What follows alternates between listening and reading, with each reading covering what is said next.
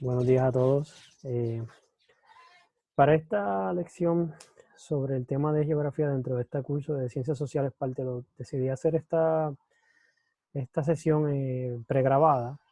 Simplemente vamos a cubrir en esta sesión una breve historia del pensamiento geográfico.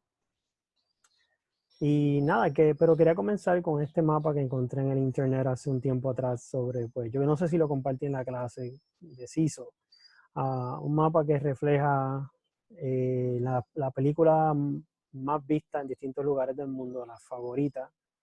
En distintos lugares del mundo, la geografía nos ayuda a través de los mapas, la herramienta del mapa, que el mapa no es geografía, es otra ciencia, pero a través de la herramienta del mapa, la geografía intenta entender mejor el mundo.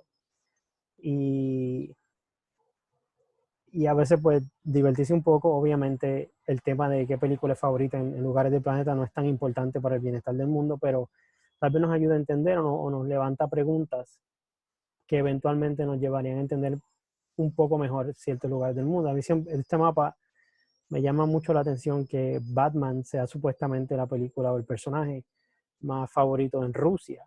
Batman, como saben, es un personaje estadounidense, así que sea el más favorito en Rusia es interesante. Una de mis teorías es que Rusia es un país bastante... eh, hay mucha corrupción, estuvieron bajo un régimen, ¿verdad?, comunista, y no ha sido el sitio más tranquilo del mundo. Y sabemos que Batman vive en la famosa ciudad gótica, que es un lugar lleno de corrupción y de locos, y no es el sitio más tranquilo del mundo. Interesante, pero esperado ver como Black Panther de Marvel es la favorita en Estados Unidos, en Canadá.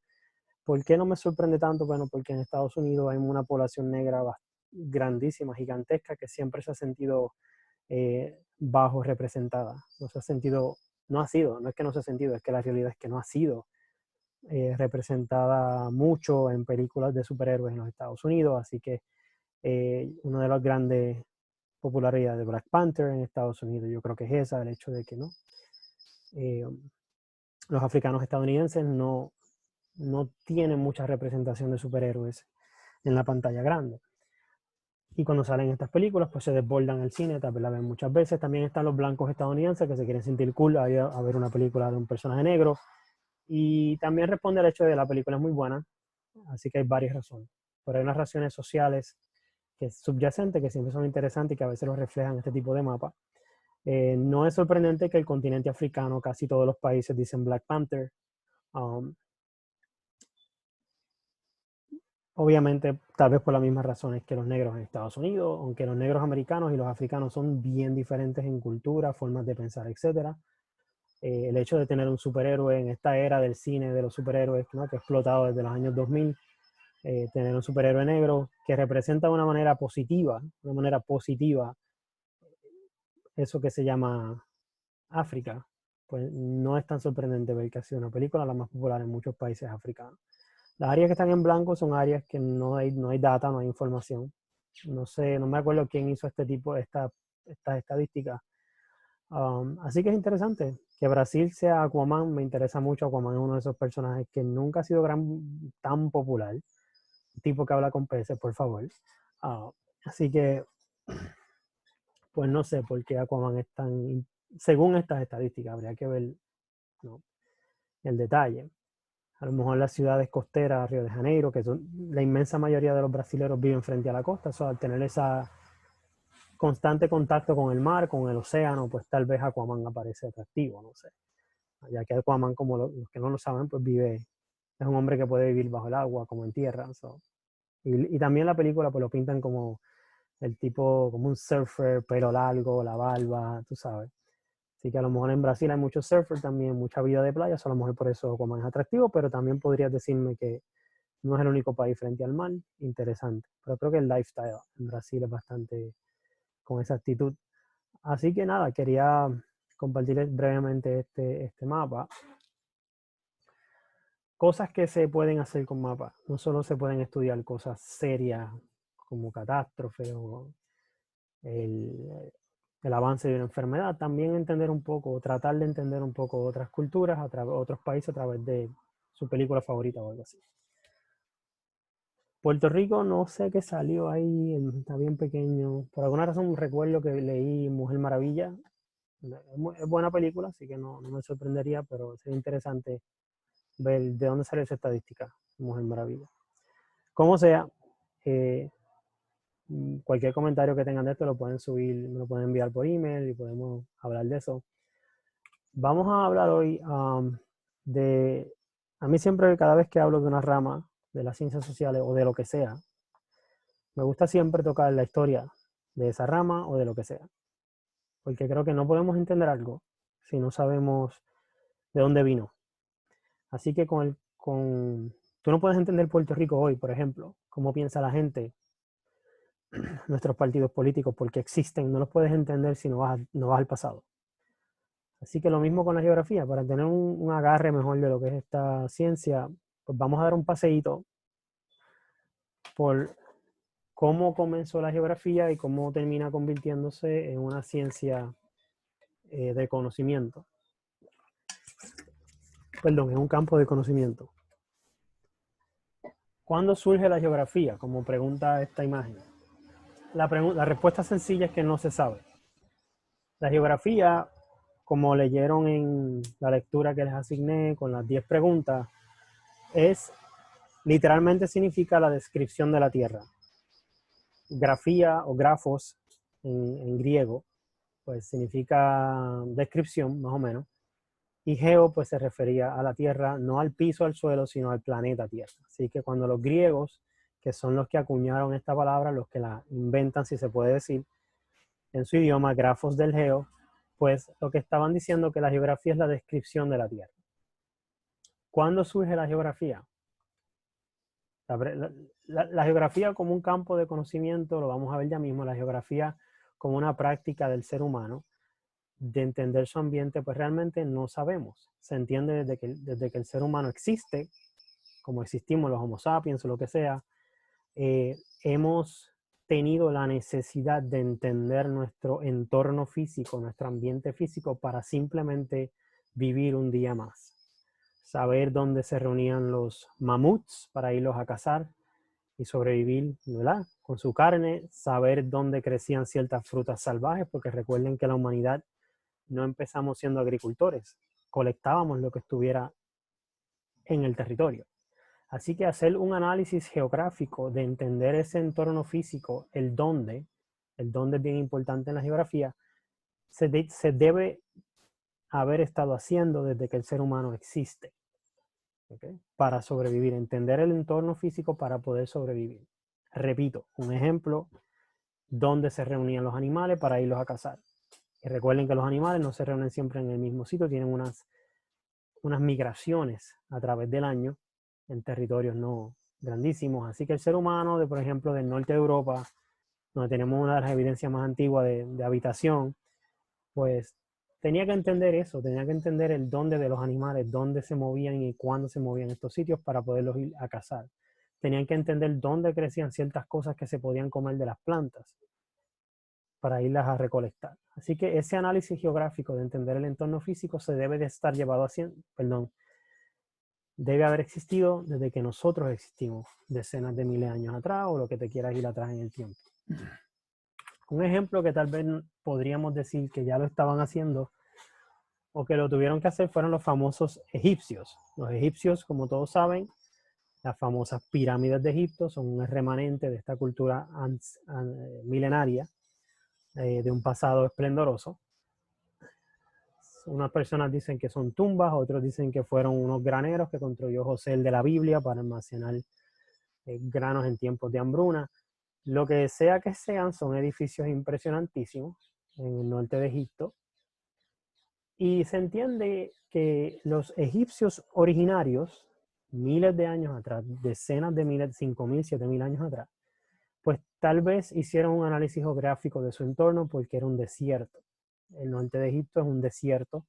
Sin embargo, pues tiene el río Nilo, el famoso río Nilo, y el río Nilo se desbordaba regularmente en distintos momentos del año, y eso tenía un efecto en el entorno físico. Los egipcios, a través de generaciones, observando lo que pasaba en esas orillas del río Nilo, se dieron cuenta que eran bien fértiles.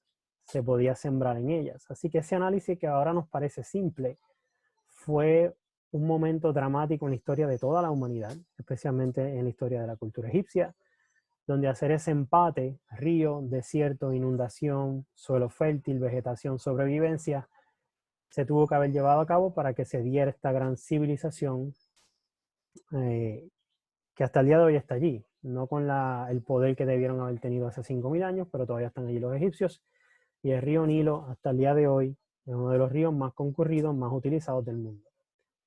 Así que ese empate en la relación de distintos factores del ambiente físico les permitió sobrevivir y desarrollar pues eventualmente las grandes pirámides y las grandes civilizaciones y los jeroglíficos, ¿no? El idioma escrito de ellos, etc. Así que se entiende desde que el ser humano existe, está haciendo este análisis geográfico, este estudio geográfico de su entorno. Pero yendo tal vez a las raíces más documentadas de la disciplina, podemos trazarla hacia los griegos. Los griegos dominaron su región del mundo por un buen tiempo, antes de Cristo mayormente, 2.000, 3.000 años atrás. Y distintos personajes intelectuales de esa época y de esa cultura pues dieron su paseadita por el mundo conocido de ellos y documentaban lo que veían. Documentar pues, básicamente anotar lo que veían, describirlo. Uno de ellos pues el famoso Heródoto viajó por el mundo conocido griego y describía lo que veía, tanto físico, lo que veía físicamente, lagos, mares, montañas, valles, pero también la gente, y la forma en que se vestían, y la forma en que tal vez hablaban, y la forma en que físicamente se veían. Disculpen.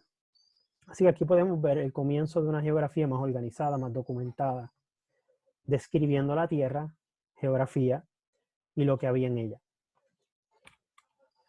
Un personaje bastante importante en la geografía fue Eratóstenes, griego también.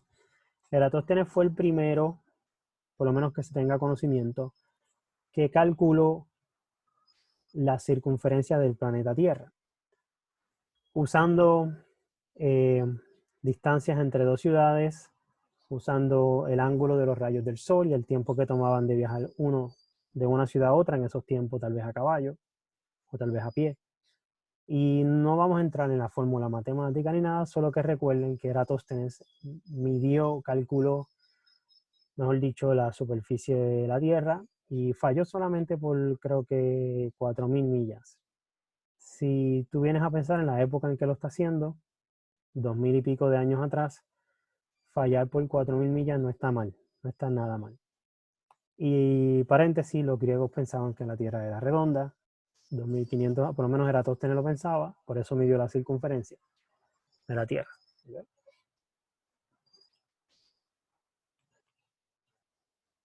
Ptolomeo hizo más o menos como Heródoto, viajó por el mundo conocido, creó cartografía, creó mapas. El mapa de la derecha es España, es lo que hoy es la península ibérica. Eso ya más de 2.000 años atrás, los griegos habían ido a lo que vino a ser España y Portugal. Eso es interesante. Así que Ptolomeo creó un libro, una colección de libros llamado Geografía, como ven en la izquierda arriba, y describió pues sus viajes, lo que veía. Pueden ver en la derecha el montón de anotaciones alrededor del mapa. Así que uno de los, ¿verdad? Aportación no de documentar, de coleccionar conocimiento y descripción de la Tierra. Otro personaje, Estrabón, o Strabo en inglés, hizo algo parecido, viajó por el mundo conocido. En el mapa a la derecha puedes ver que tiene Asia, tiene la India, tiene Libia. Libia es lo que hoy es el norte de África. Tiene Arabia Félix, dice ahí, no sé. So, puedes ver, me refiero aquí a este mapa, puedes ver que había identificado distintas partes del mundo. Obviamente no había satélite, no había tanta navegación, solo las formas de los continentes pues estaban todavía no, ¿verdad? No eran correctas. Pero Estrabón, al igual que Ptolomeo y al igual que Heródoto, viajaron, documentaron, escribieron, describieron lo que veían y crearon unas enciclopedias, si se puede llamar, de 8 volúmenes, 17 volúmenes, que hasta el día de hoy se pueden conseguir reimpresiones de ellas. Así que resumiendo, la contribución griega a la geografía, tenemos que sus mayores contribuciones fueron descripción topográfica y cultural. ¿Qué es topográfica? Simple y sencillamente descripción del territorio físico, valles, montañas, qué tipos de climas, desiertos o más vegetación, cuerpos de agua, etc. Su descripción topográfica es la descripción física del territorio. Culturales, pues eso se entiende más fácil, ¿no? Las culturas con las cuales se encontraba, las variantes, la ropa, el idioma, tal vez creencias religiosas, tal vez que comían. Se describió eso también. Otra contribución griega no fue solamente que recopilaron toda esta información, sino que también la ordenaron, la pusieron en orden y la integraron. La pusieron junta y en orden para que fuera fácil de entender. ¿Y cómo hicieron eso? Pues con las enciclopedias, con volúmenes, con los libros gigantescos que escribían para este propósito. Una contribución también es que surge la tradición de trabajar, como dice ahí, trabajar con las formas del planeta o de la Tierra y las dimensiones, los tamaños, lo que empezó a ayudar para eventualmente pudiéramos desarrollar un sistema de localización absoluta. Y también comienza la tradición de elaborar mapas. Ahí dice proyecciones y material cartográfico, en palabras sencillas, mapas. Son los griegos, surge esta tradición de desarrollar mapas. Y el punto 4 dice que nace la relación entre geografía y cartografía. Cartografía es la ciencia de crear los mapas y la geografía es la descripción de la Tierra en esa época. El mapa como una herramienta del geógrafo surge con los griegos. Estas son las 4 contribuciones más importantes de los griegos.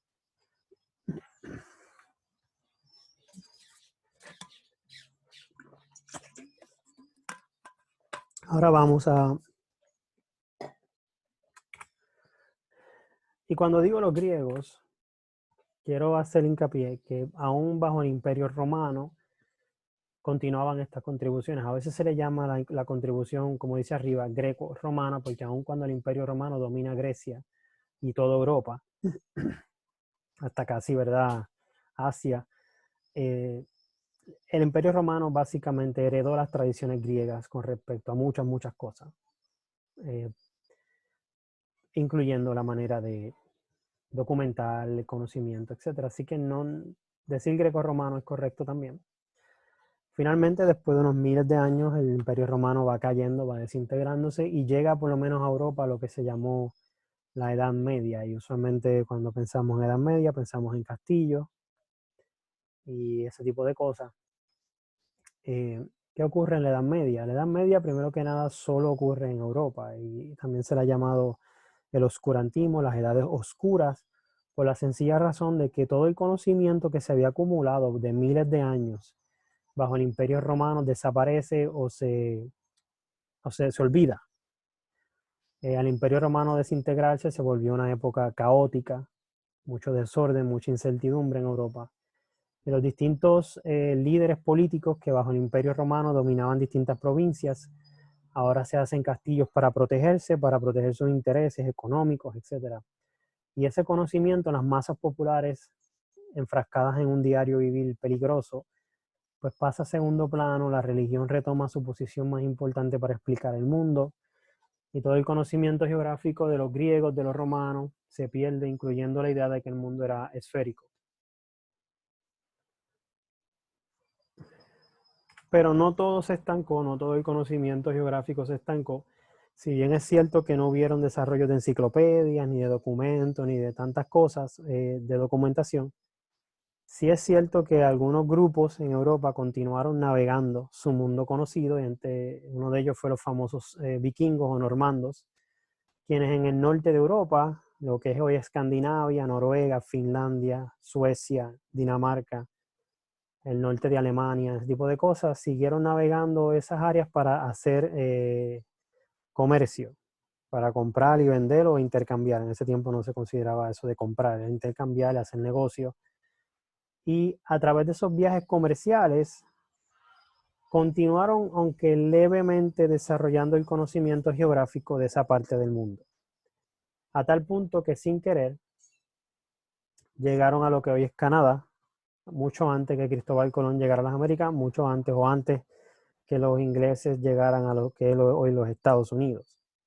Así que aún dentro del oscurantismo europeo, donde todo el conocimiento se pierde o se estanca, escondido tal vez en monasterios, etcétera, ciertos grupitos como los vikingos están todavía navegando y aprendiendo un poco de ese mundo que los rodeaba. Estas son escenas de arqueólogos trabajando en Canadá, descubriendo artefactos vikingos, ¿no? De más de 500 años de antigüedad, más o menos. La Liga Hanseática es otro ejemplo de esta gente del norte de Europa navegando, haciendo comercio, intercambiando entre ellos. El mapa presenta lo que es hoy Escandinavia, Dinamarca, creo que por ahí arriba dice Noruega. Y ellos navegaban este mar que está aquí. Ha tenido varios nombres, creo que es el Mar del Norte. No, no es el Mar del Norte. No es importante ahora mismo. Si me acuerdo se lo diré. Pero navegando por ahí, las partes coloreadas son los distintos lugares donde hacían negocio. Son distintas ciudades, distintos pueblos y villas que estaban unidos en una unión comercial que duró desde los 1350 hasta no hace tanto, los 1930 del siglo pasado. Así que esta liga de comerciantes duró cientos de años hasta el siglo XX. ¿Okay? Una manera más en que se expandió un poquito el conocimiento geográfico al navegar a todas estas ciudades. Y eso es básicamente todo por la Edad Media. Hubo un estancamiento, el conocimiento académico, el conocimiento geográfico se estanca, como los demás conocimientos también. La astronomía, la biología, todo eso se estancó. Pero mientras esto ocurría en Europa, en el mundo que llamamos árabe, no estaba en ninguna edad oscura. Los árabes, incluyendo tal vez otros grupos que no son árabes, como los persas, etcétera, que son Irak, Irán hoy, continuaban navegando su mundo conocido, continuaban explorando su mundo conocido, su imperio. Para el que no lo sepa, los turcos, otomanos, islámicos fueron otro poder imperial en el mundo, dominaron todas esas áreas que se ven en colores en este mapa, desde el norte de África, la península arábica, lo que es hoy el famoso Medio Oriente con Israel, Palestina y ese revolú, casi llegan a la China y dominaron por siglos esta región y fueron incluyendo partes que le pertenecen a Europa hoy día. Tú ves este mapa, aquí tenemos Polonia, Rusia, aquí tenemos Italia, aquí está la famosa bota de Italia, toda esta región, incluyendo Turquía, que aquí le llaman Anatolia, si no me equivoco, esto es Turquía, si esto es Turquía, le llamaban Anatolia. Esto es Europa hoy día. Sin embargo, siglos y siglos atrás, desde los 1400 hasta los 1800, estuvo bajo lo que es el Imperio Turco Otomano, que es una ramificación de la cultura árabe y también islámica, ¿no?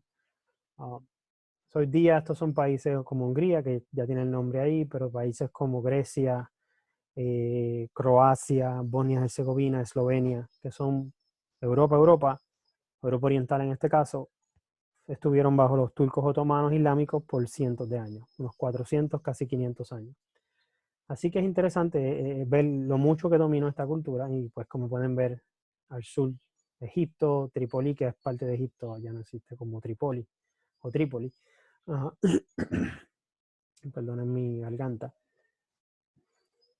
Siria, Persia, partes de Persia que es hoy Irak, Irán, y los kurdos, Armenia.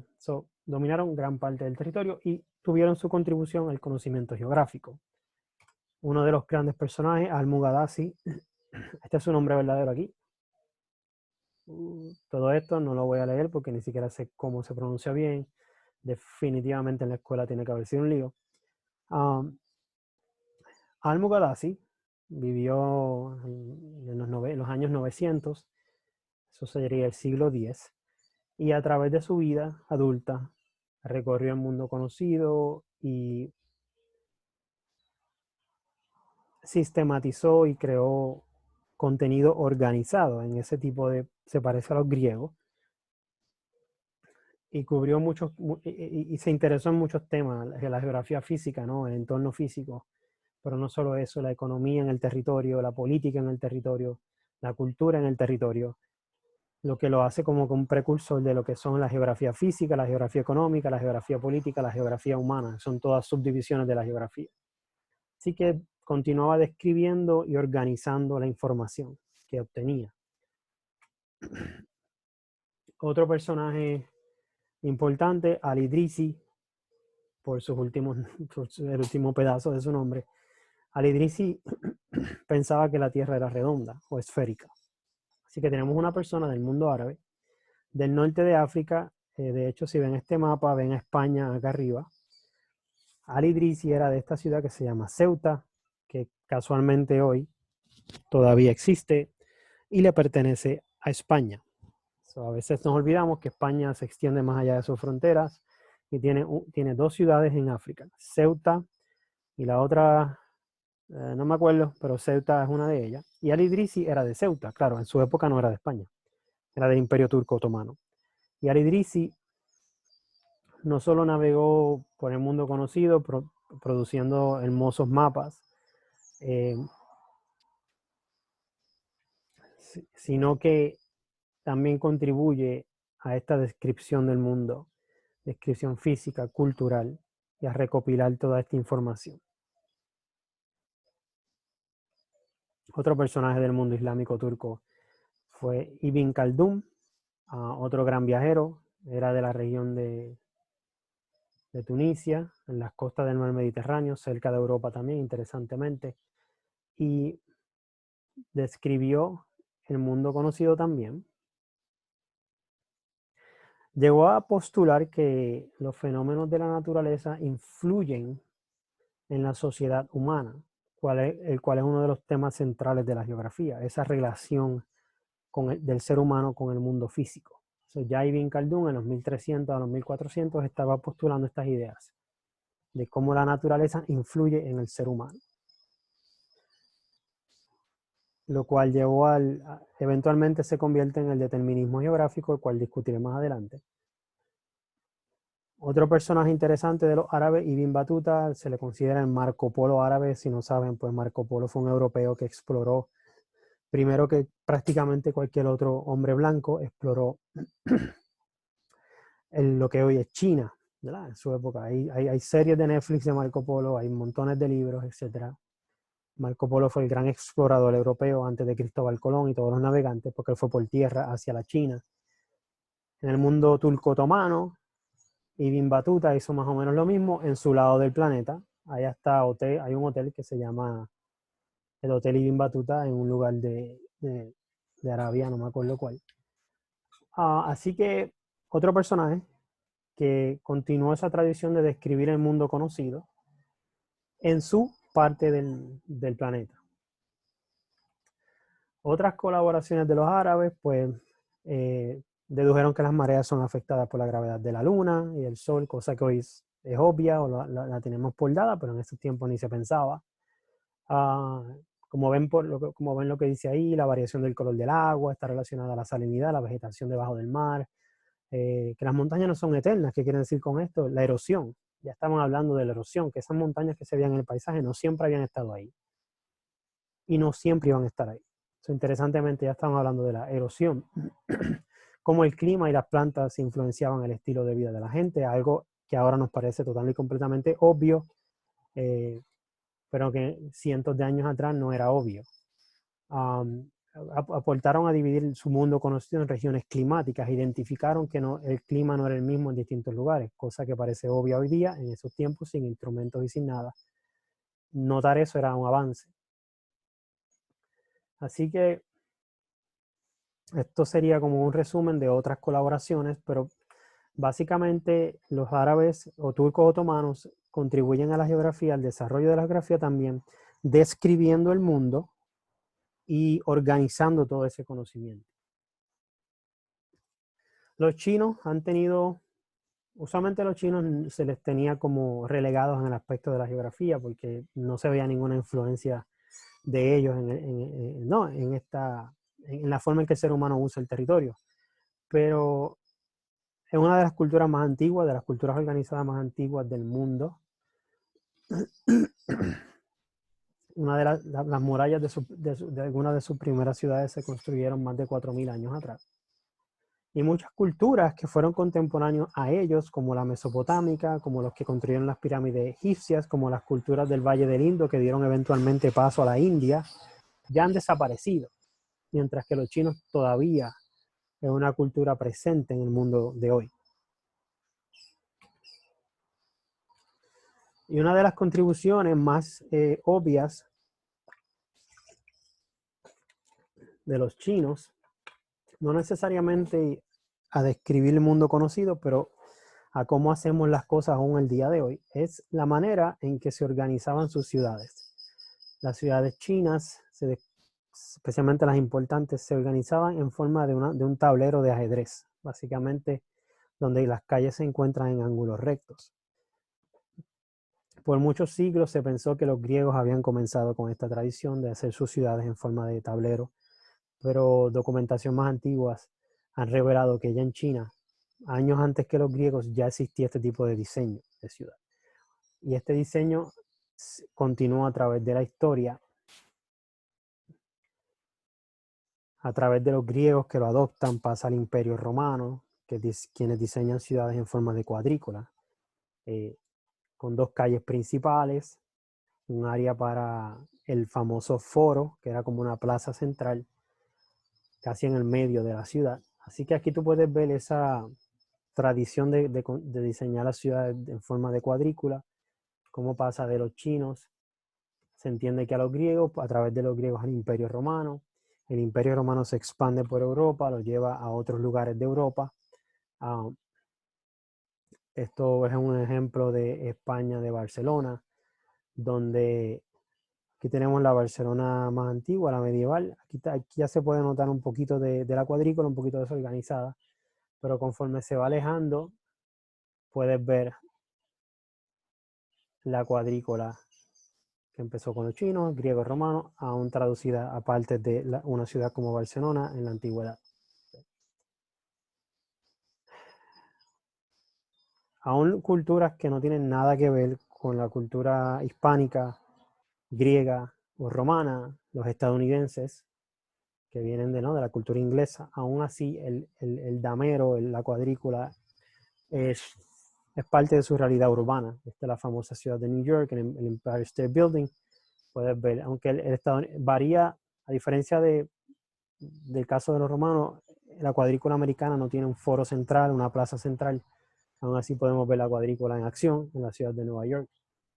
Y en Puerto Rico pues también heredamos a través de los españoles la construcción, el diseño de ciudades en forma de cuadrícula. El viejo San Juan, aunque la isleta tiene una forma irregular, puedes ver que el trazado de sus calles responde lo más que se pudo a ese diseño de cuadrícula de la ciudad. Otro momento, pasando a otro momento que significó mucho para la geografía, fue la famosa llamada era de los descubrimientos y la colonización por parte de los europeos, sobre todo España y Portugal, de este lado del mundo.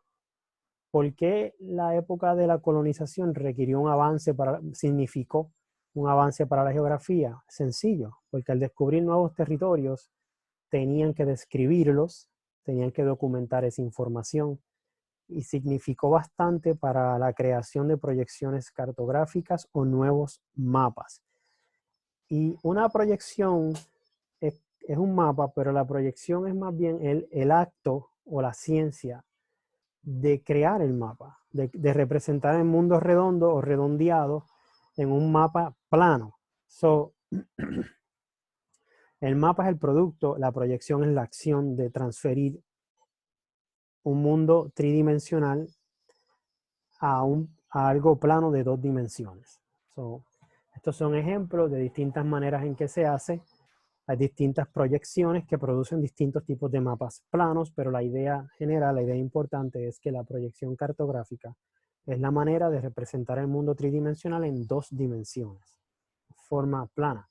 Y los españoles y los portugueses tuvieron que desarrollar esto en esa época de la colonización y conquista y colonización del Nuevo Mundo, para poder no solo describir el mundo que habían descubierto, sino que otros navegantes pudieran llegar. y a través de estas proyecciones le producían mapas a otros navegantes europeos que les permitían llegar con más facilidad al Nuevo Mundo. ¿Okay?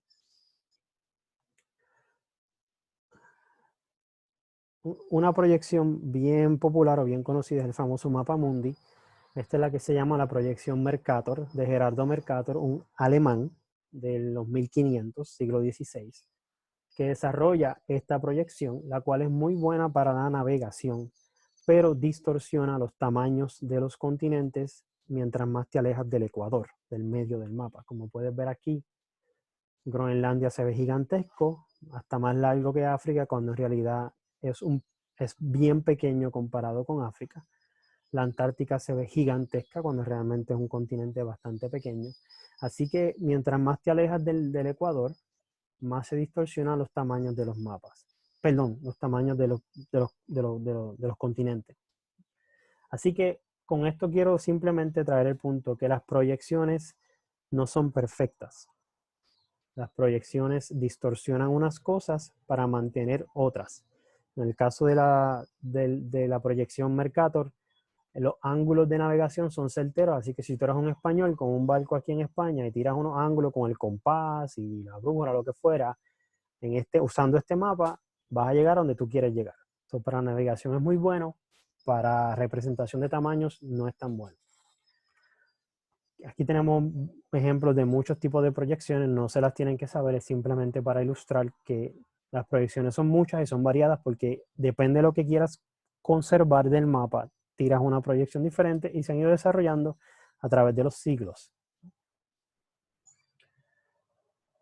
Así que la época de la conquista y colonización del Nuevo Mundo contribuyó al conocimiento geográfico, no solo por más información y documentación de nuevos lugares, sino creación de distintos tipos de mapas para representar esos lugares y para poder llegar a ellos a través del océano.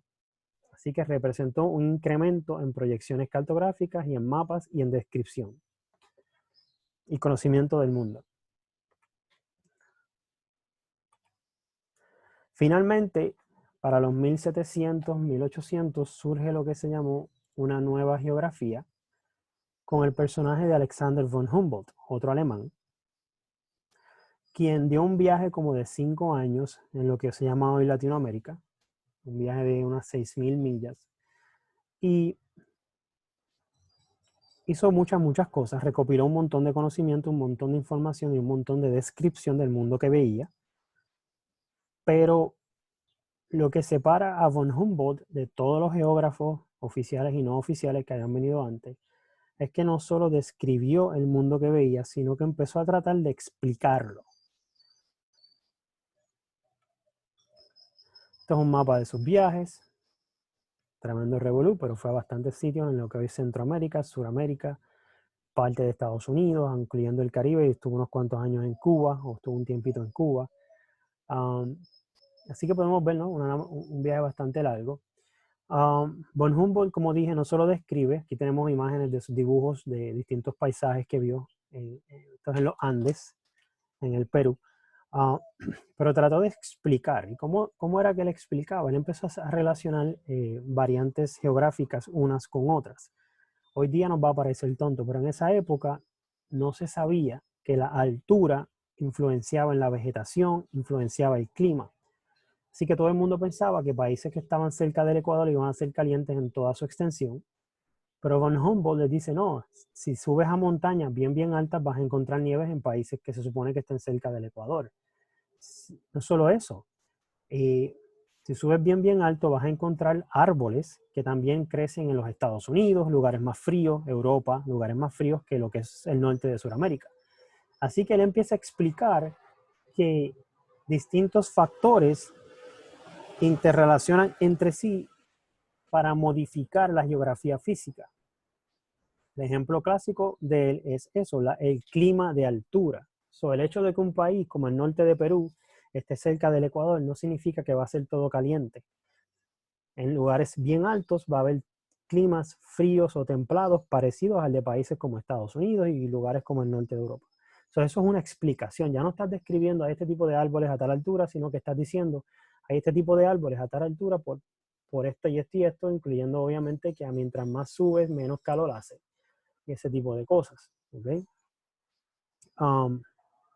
Relacionó la falta de oxígeno con la elevación. La altura no solo afectaba el tipo de vegetación y el tipo de clima, sino que también afectaba la cantidad de oxígeno en el aire. Hoy día sabemos que si tú vas al Machu Picchu, lo tienes que coger suave, porque si caminas muy rápido, te pones muy payaso y a correr a brincar, te va a dar un desmayo de la madre y vas a hacer el ridículo. Porque mientras más elevación, menos oxígeno disponible. Y sus ilustraciones incluye al ser humano en el mundo natural. O sea, el ser humano tiene una relación más directa con el mundo natural, cosa que hasta esa época también no se pensaba mucho. Y sus ilustraciones eran más que simples dibujos. Antes de von Humboldt, los grandes viajeros dibujaban montañas simplemente para describir. Mira, vi estas montañas, mira qué chula. Vi estos animales, mira qué chulo, whatever. Pero von Humboldt empieza a hacer unos dibujos, pero también, como puedes ver en el dibujo, te está demostrando la variación en vegetación. Abajo se ven palmeras, mientras va subiendo cambia la vegetación. Y ese montón de cosas escritas alrededor del dibujo son explicaciones. Así que sus dibujos sus ilustraciones eran más que simples dibujitos descriptivos e incluyen explicaciones, ¿no?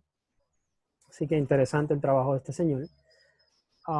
Entre otras muchas cosas, pues fue el segundo descubridor de Cuba, le llaman, porque pasó un tiempo y lo estudió a profundidad. Condenaba la esclavitud y eso no le cayó bien a muchos españoles en el Caribe y en España.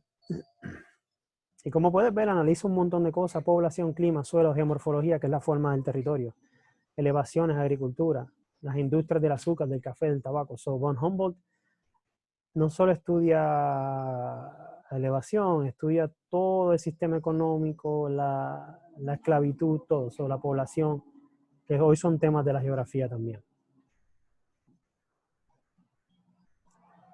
Esto es un ejemplo de lo que dije, de la elevación y la vegetación, que él dice: las montañas volcánicas de México están cubiertas con los mismos árboles que aparecen en Estados Unidos y en el estado de Missouri. Latitudes diferentes, vegetación igual en ciertas elevaciones, la elevación afectando la flora, ¿no? Y ese tipo de cosas. Habla como en Jamaica también vas a encontrar bosques de pinos, cosa que no se esperaba porque se entendía que en el Caribe esto no pasaba, pero depende de la elevación. Él empieza a explicar unas cosas que hasta ese momento no se habían observado, o se habían observado pero no explicado, como la altura afecta a la vegetación. ¿Okay? La geografía, y eso viene a ser parte de lo que se llama hoy biogeografía, y en algunos casos geografía de las plantas, cómo se distribuyen las plantas en el territorio y el por qué. Con von Humboldt empieza el por qué, la explicación. ¿Okay? Otras cosas que pues, nada, estos son ejemplos de sus dibujos, de sus mapas, de sus ilustraciones. Así que, ¿por qué surge una nueva geografía con von Humboldt? También se menciona Carl Ritter, pues porque no solo describieron, sino que también explicaron. Así que si yo les pregunto, ¿por qué se llamó a la geografía de von Humboldt la nueva geografía? Es porque aparte de describir, también explicó. Empezó a relacionar variantes geográficas para explicar, cosa que no se había hecho hasta ese momento. Déjenme ver qué me falta por aquí. Se lo acabo de decir.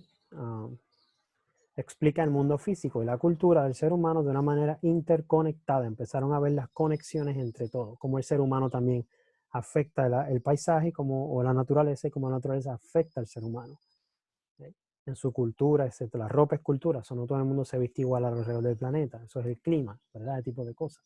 Ahora parecen obvias, pero en esa época no parecían tan obvias.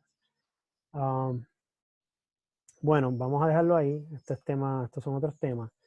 Simplemente quería cubrir un poquito del desarrollo del pensamiento geográfico, haciendo un repaso. Dijimos que cuando surge la geografía, pues no sabemos. Como campo del conocimiento se traza hacia los griegos, pero el ser humano haciendo geografía en su mente existe desde que existimos. Y pues mencioné los egipcios, que vieron toda esta relación del río Nilo con la fertilidad del territorio relacionado a esas inundaciones temporeras, periódicas, perdón, y se dan cuenta que pueden sobrevivir en este desierto a las orillas del río Nilo. ¿Okay? Hablamos de los griegos, Hablamos de que ellos contribuyeron con la descripción del mundo, tanto cultural como física, y también la organización de toda esa información en volúmenes, en libros, o lo que se llamaría hoy enciclopedias. Hablamos de cómo la Edad Media se estanca el conocimiento, pero distintos grupos pequeños continuaron expandiendo su conocimiento práctico al continuar navegando distintos lugares de, en este caso, el norte de Europa y haciendo comercio entre ellos. Hablamos de los turcos otomanos, quienes también contribuyen a la descripción del mundo física y cultural a través de su imperio, de su gran imperio. Mencionamos distintos personajes, los cuales pueden repasar en esta grabación, que produjeron mapas, describieron su mundo, trataron, ¿verdad?, de entenderlo.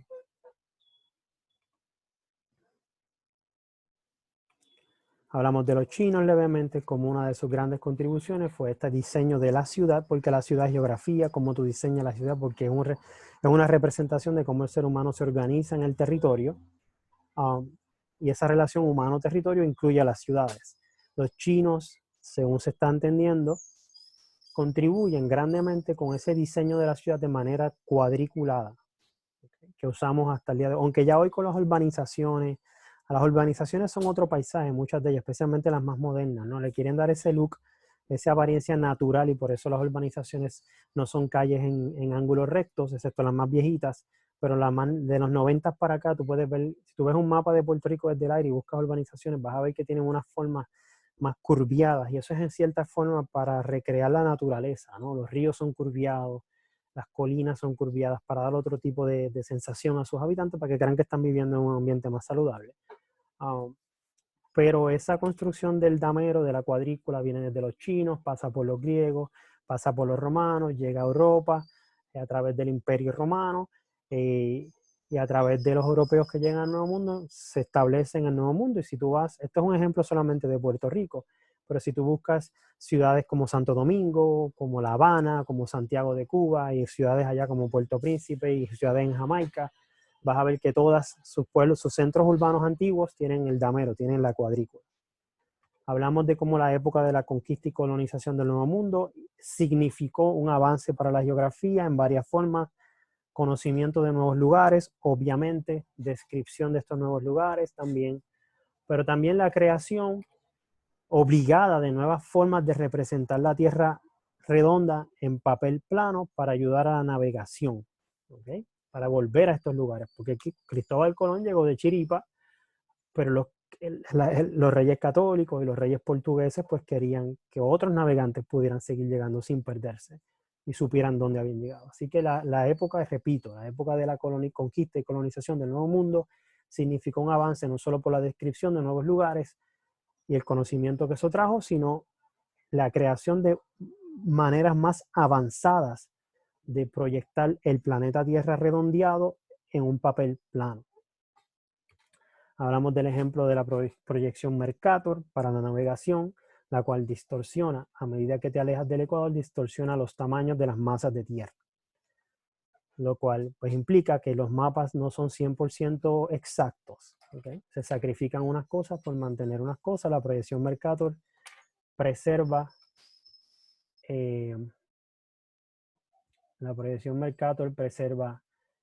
la navegación, los ángulos de navegación. Okay. Presentamos esto como ejemplos de proyecciones y llegamos a von Humboldt, con el surgimiento de una nueva geografía. Repito, ¿por qué una nueva geografía? Hasta esta época, 1700 finales, la geografía se había dedicado solamente a describir el mundo en enciclopedias, en libros, en mapas y en ilustraciones y dibujos, pero con von Humboldt empieza a explicar cómo se relacionan muchas cosas que se ven en el ambiente, cómo se relaciona cosas como la elevación con la vegetación, con el clima, con la falta de oxígeno, con la forma en que la gente se vestía, con las creencias que la gente tenía. ¿Okay? Así que eso es interesante. Y creo que si lo dejamos aquí, la nueva geografía, von Humboldt pasa de la descripción plena a describir más explicado. Así que vamos a dejarlo ahí por ahora. Espero que esta leccioncita haya sido clara. Cualquier duda que tengan, por favor, escríbanme un mensaje, profe, no entendí esta parte, no entendí aquella parte.